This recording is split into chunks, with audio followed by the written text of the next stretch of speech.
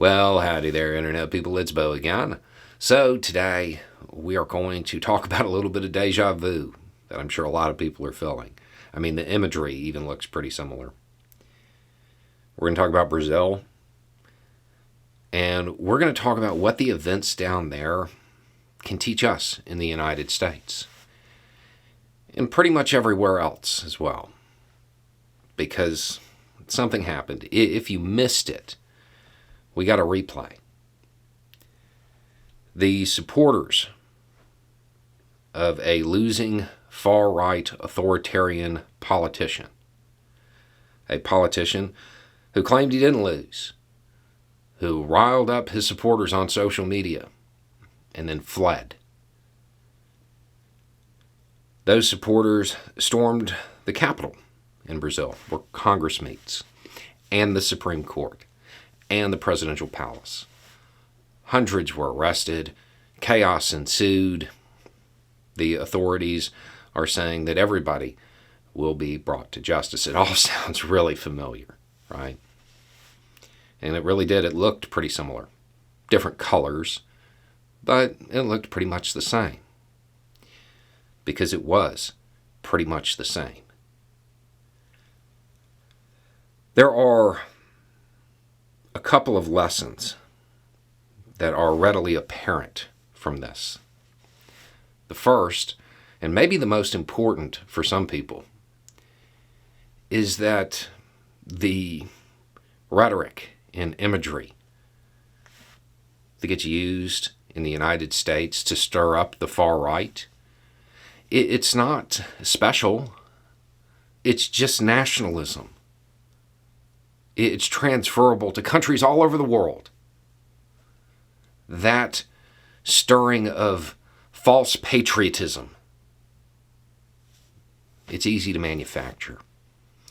If you have people who are regressive, those people who look back to a myth of what yesteryear looked like, it's easy to rile those people up and get them to do your bidding while you're safe in Florida. The other thing is, it's not over. This is for the rest of us. It's not over. There are people in the United States who see Trump's diminishing power and see it as something it's over. It was this bad chapter in American history, and now our long national nightmare is over and all of this stuff. It's not. It's not over. It's not over in the United States. It's not over in Brazil. And it can happen anywhere.